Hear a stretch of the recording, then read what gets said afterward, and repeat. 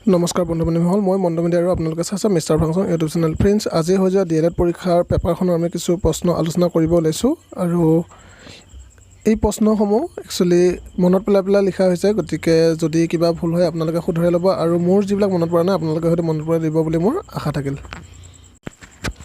অসমৰ ৰাজ্যিক ফুল কি? ইয়াৰ শুদ্ধ উত্তৰটো আছিল কপৌ ফুল। তলৰ কোনখন ৰাজ্যৰ জনসংখ্যা সৰ্বাধিক? আৰু ইয়াৰ শুদ্ধ উত্তৰটো হৈছে উত্তৰ প্ৰদেশ। সিন্ধু সভ্যতাত কোনটো যন্ত্ৰৰ ব্যৱহাৰ নাছিল? ইয়াৰ শুদ্ধ উত্তৰটো আছিল খুৰা। বৰ্তমান অসমৰ জিলাৰ সংখ্যা এইটো হয়তো সকলোৱে জানে 34 আৰু 1 GB কিমান MBৰ সমান? এইটো আছিল 1024 MBৰ সমান 1 GB। এখন নগৰ হ'বলৈ কিমান জনসংখ্যাৰ প্ৰয়োজন? 5000 জন। বন দিৱস কেতিয়া পালন কৰা হয়? 21 মাৰ্চ।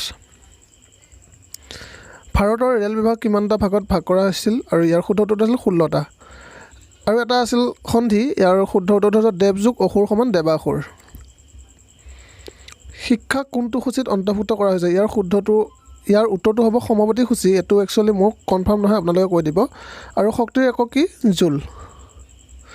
2020 নতুন শিক্ষানীতিৰ গঠন কেনেকুৱা আছিল? এইটো আছিল 5334। কোনজন আহোম ৰজাই শাক্ত ধৰ্ম গ্ৰহণ কৰিছিল? চুহুংমুং। নিযুগ 6 সমান নিশ্চয়, এইটো এটা আছিল সন্ধি, এইটো আপোনালোকে চাই ল'ব। কোনখন ৰাজ্য বাংলাদেশৰ সীমাৰ লগত সংযুক্ত নহয়? ইয়াৰ শুদ্ধ উত্তৰটো আছিল নাগালেণ্ড। তলৰবোৰৰ কোনটো প্ৰতিষেধক নহয়? আৰু ইয়াৰ শুদ্ধ উত্তৰটো আছিল ৰামডেছিভিৰ। আন্দামান নিকোবৰ কোনখন সাগৰত অৱস্থিত? বংগোপসাগৰ।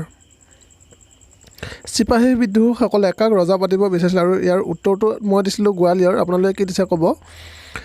চেয়াৰ, ফাৰ্নিচাৰ, শ্বু, আৰু ইয়াৰ শুদ্ধ উত্তৰ আছিল ফুটৱেৰ। প্ৰীতিৰ সমাৰ্থক শব্দ লিখিব দিছিল বিউটিফুল।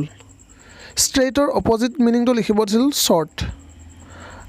আৰু এটা আহিছিল গণিতৰ, এইটো আপোনালোকে চাই ল'ব 3x+1 3x+1।